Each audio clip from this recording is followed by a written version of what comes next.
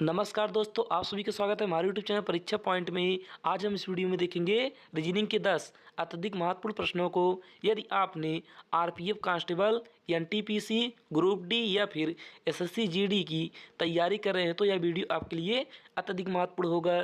तो देखिए दोस्तों, यहाँ पर हम देखेंगे तो यहाँ पर पहला प्रश्न हमारे पास दिया है, अंग्रेजी वर्णमाला पर आधारित दाएँ से 11वें अक्षर के दाएं 7वां अक्षर क्या होगा।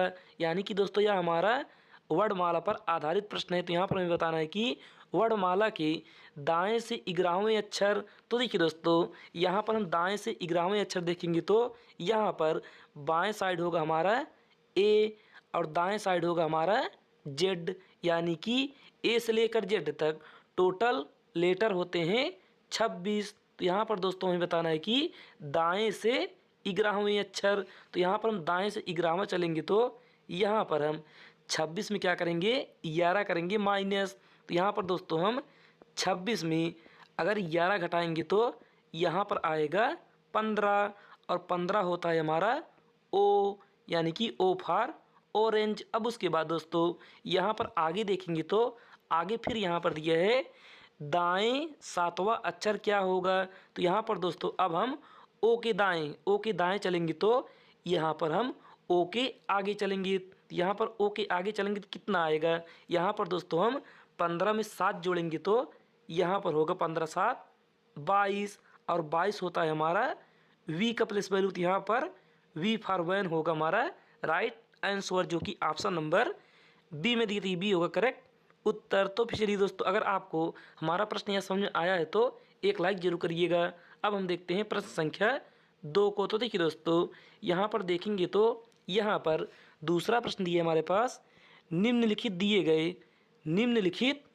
गए शब्दों को अंग्रेजी के शब्दकोश के क्रम में व्यवस्थित किया गया है, आप सही विकल्प का चयन करें। तो देखिए दोस्तों, यह हमारा रीजनिंग का एक इम्पॉर्टेंट प्रश्न है। तो देखिए दोस्तों, आप यहाँ पर सबसे पहले देखेंगे तो यहाँ पर आपको 1 2 3 4 5 इन सभी पांचों शब्दों में आपको सबसे पहला लेटर यम दिखाई देगा। तो यहाँ से हम यम को हटा देंगे। उसके बाद यहाँ पर अब हम दूसरा लेटर देखेंगे तो यहाँ पर ABCD में सबसे पहला लेटर किस में दिया है। तो यहाँ पर दोस्तों हम देखेंगे तो यहाँ पर दूसरे नंबर पर ABCD का दूसरा लेटर सबसे पहले दिया, यानी कि ए यहाँ पर सबसे पहले दिया है। तो यहाँ पर हम लेंगे 2 को। उसके बाद अब यहाँ पर दोस्तों हम इसे हटा देंगे। अब इसके बाद सबसे पहले कौन आएगा, इसके बाद सबसे पहले आएगा हमारा ई। तो ABCD में सबसे पहले आएगा अब ई। तो यहाँ पर हम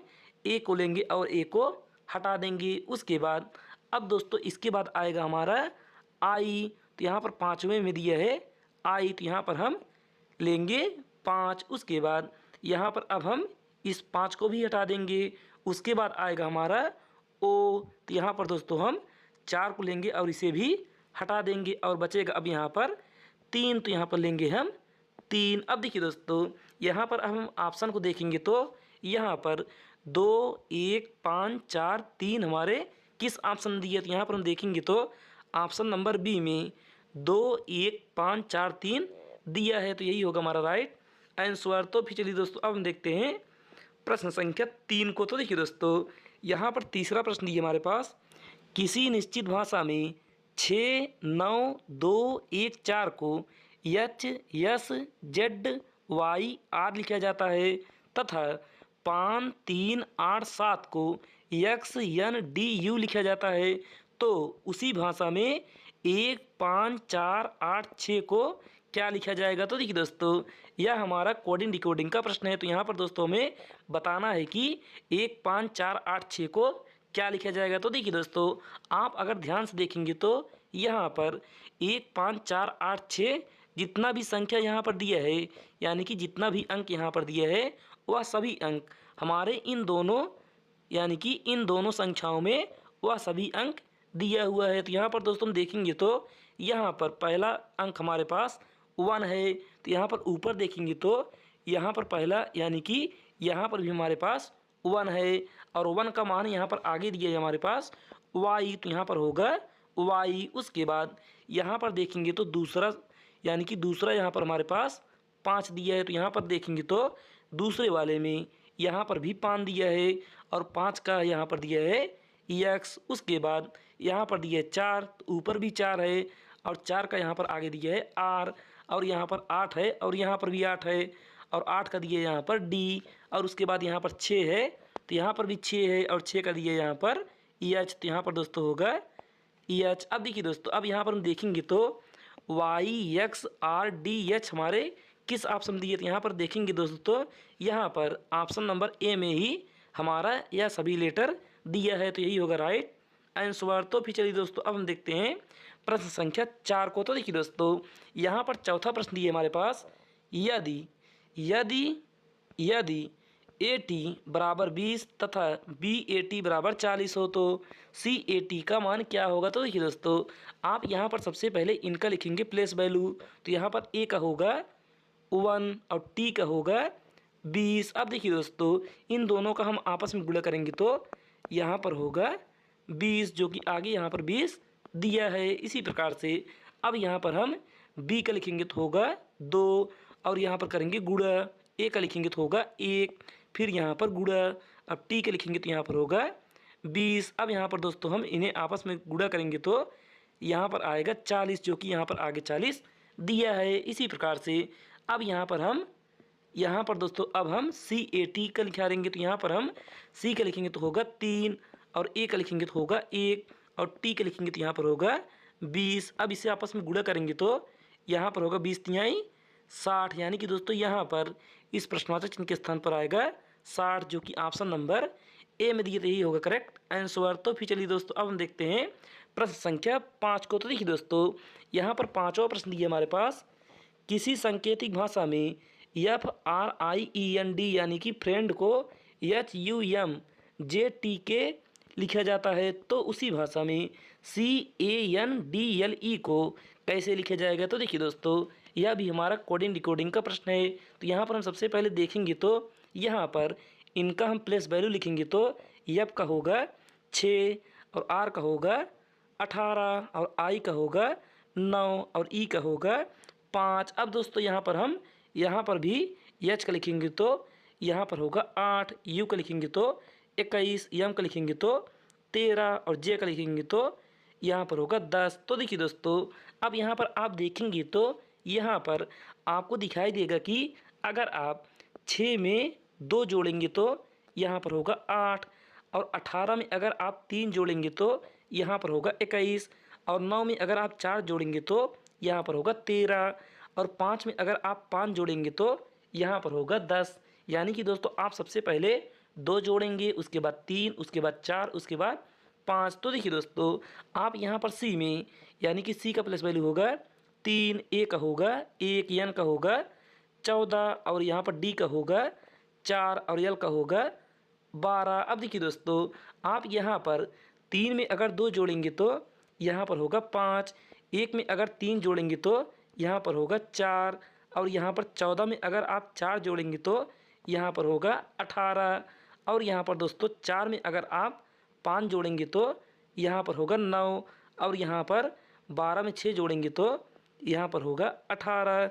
तो देखिए दोस्तों, आप यहाँ पर देखेंगे तो यहाँ पर 5 का होगा E और 4 का होगा D और R का होगा यानी कि 18 का होगा R और I का होगा 9 और यहाँ पर 18 का होगा R। तो यहाँ पर दोस्तों ऑप्शन नंबर C में हमारे पास वह सभी लेटर दिया है, तो यही ऑप्शन C होगा राइट आंसर। तो फिर चलिए दोस्तों, अब हम देखते हैं प्रश्न संख्या 6 को। तो देखिए दोस्तों, यहाँ पर छठवां प्रश्न दिया हमारे पास, यदि सांकेतिक भाषा में 4, 7, 9 का अर्थ है फ्रूट इज स्वीट और 2, 4, 8 का अर्थ है वेरी स्वीट वाइस तथा 6, 7, 3 का अर्थ है ईट फ्रूट डेली है, तो इज के लिए कोड किस प्रकार यानी कि इज के लिए किस कोड का प्रयोग किया गया है। तो देखिए दोस्तों, आप यहाँ पर सबसे पहले देखेंगे तो इस संख्या में यानी कि पहली संख्या और दूसरी संख्या में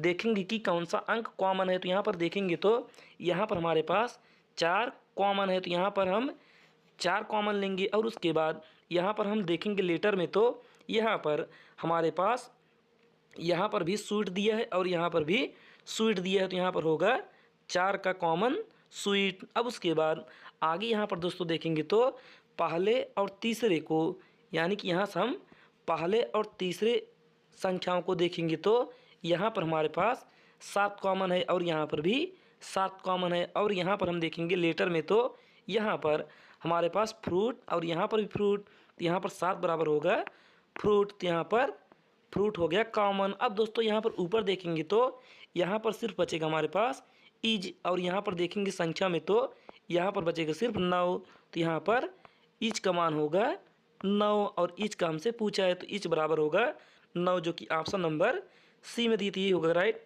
आंसर। तो फिर चलिए दोस्तों अब हम देखते हैं प्रश्न संख्या 7 को। तो देखिए दोस्तों यहाँ पर 7वां प्रश्न दिया हमारे पास, दी गई श्रृंखला में प्रश्न चिन्ह के स्थान पर क्या आना चाहिए। तो देखिए दोस्तों यहाँ पर नीचे हमारे पास एक श्रृंखला दी हुई है और यहाँ पर हमें बताना है कि इस प्रश्नवाचक चिन्ह के स्थान पर कौन सी संख्या होगी। तो देखिए आप यहाँ पर सबसे पहले देखेंगे तो हमारी श्रृंखला धीमे धीमे से आगे बढ़ रही है, तो यहाँ पर हम करेंगे प्लस। तो देखिए दोस्तों आप यहाँ पर 11 में अगर 3 प्लस करेंगे तो यहाँ पर होगा 14, उसके बाद 14 में अगर आप 6 प्लस करेंगे तो यहाँ पर होगा 20, और 20 में अगर आप 9 प्लस करेंगे तो यहाँ पर होगा 29, और 29 में दोस्तों आप कितना प्लस करेंगे कि यहाँ पर 41 हो जाए। तो यहाँ पर दोस्तों 29 में अगर आप 12 प्लस करेंगे तो यहाँ पर होगा 41। अब उसके बाद 41 में हम कितना प्लस करें कि इस प्रश्नवाचक चिन्ह के स्थान पर वह संख्या प्राप्त हो जाए। तो यहाँ पर दोस्तों हम देखेंगे तो यहाँ पर 3 का पहाड़ा चल रहा है, तो यहाँ पर दोस्तों हम देखेंगे तो यहाँ पर 3 दूनी 6, 3 तिहाई 9, 3 चौक 12, अब यहाँ पर होगा 3 पचे 15। तो यहाँ पर दोस्तों हम 41 में 15 प्लस करेंगे तो यहाँ पर आएगा हमारे पास 65, यानी कि इस प्रश्नवाचक चिन्ह के स्थान पर होगा 65, जो कि ऑप्शन नंबर यहाँ पर दोस्तों हमारे पास होगा 1 में 5 जोड़ेंगे तो 6, यहाँ पर दोस्तों होगा हमारे पास 65 नहीं होगा, 1 में 5 जोड़ेंगे तो यहाँ पर होगा 6, और 4 में 1 जोड़ेंगे तो यहाँ पर होगा 5, यानी कि ऑप्शन बी यहाँ पर 56 होगा हमारा राइट आंसर। तो फिर चलिए दोस्तों अब हम देखते हैं प्रश्न संख्या 8 को। तो देखिए दोस्तों 8वां प्रश्न हमारा डाइस यानी कि पासे पर आधारित है।